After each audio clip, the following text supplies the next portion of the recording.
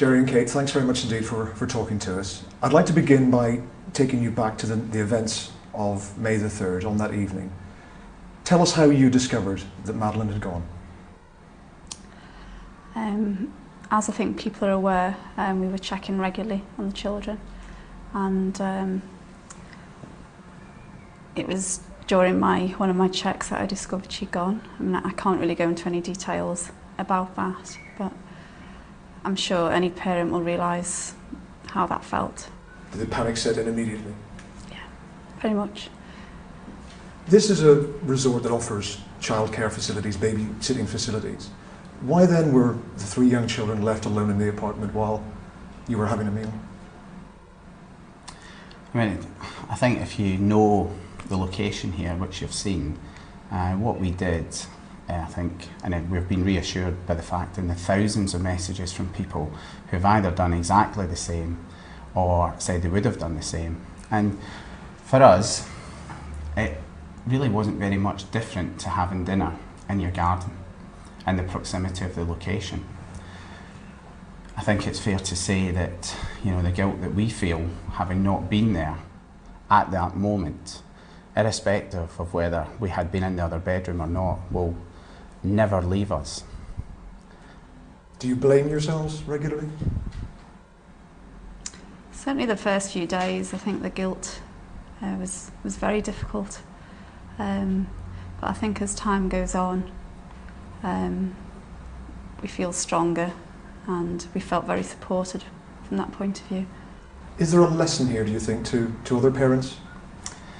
I think that's a very difficult thing to say, because if you look at it, and we try to rationalise things in our head, and ultimately what is done, and we do continually look forward, but we've tried to put it into some sort of perspective for ourselves.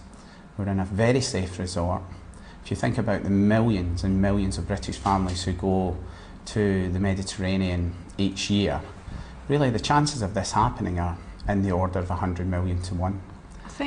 I think at worst we were naive.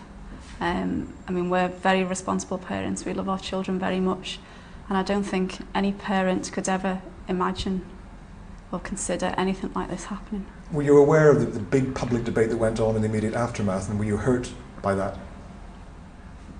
Yeah, naturally. I mean, no one hurts you as much as the hurt that we had. But, you know, we've tried to remain very positive in our outlook. And even small levels of criticism make that hard when you're trying to do everything in your power to get your daughter back. I know you've been very supportive of the Portuguese police investigation, but is there anything that you feel could have been done better, particularly in those crucial first 24 hours when Madeleine was missing, and perhaps it was treated as a simple missing child as opposed to an abduction?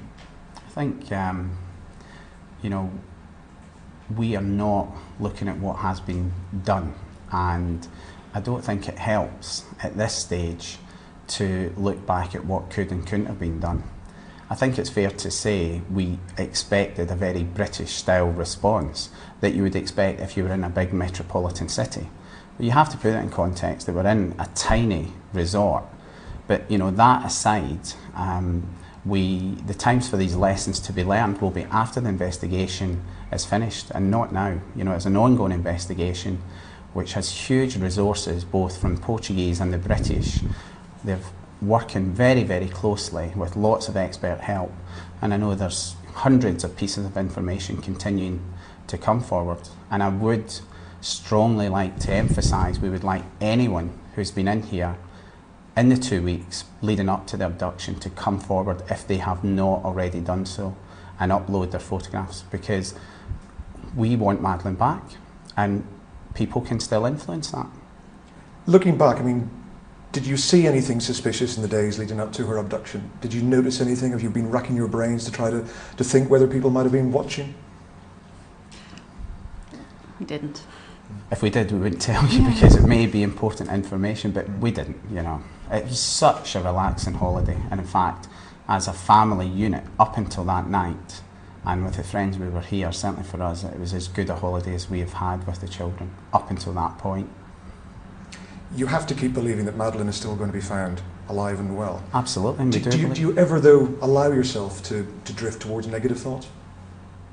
I think in the early days we did, and I think that's inevitable. I think any parent who's been through this does that, certainly in the first few days.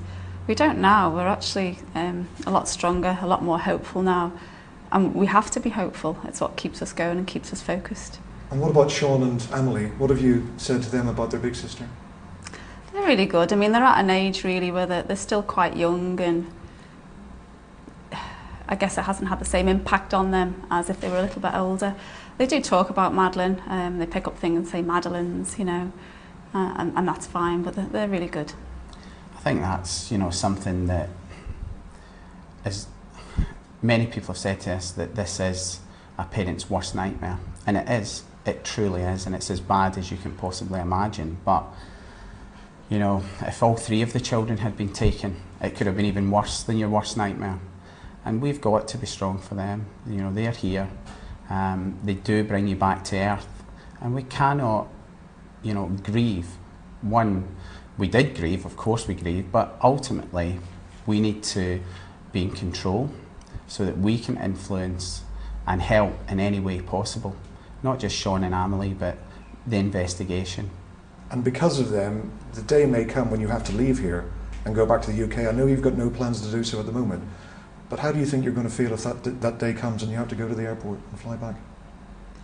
I can't think about that, Ian, to be honest. I can't think about going home without Madeline. So. I notice you've got Madeline's cuddly toy with you as always. How did that start, and what comfort does it bring you? Where did it come from? Or? No, how did the idea come to just have it in your hands all the time?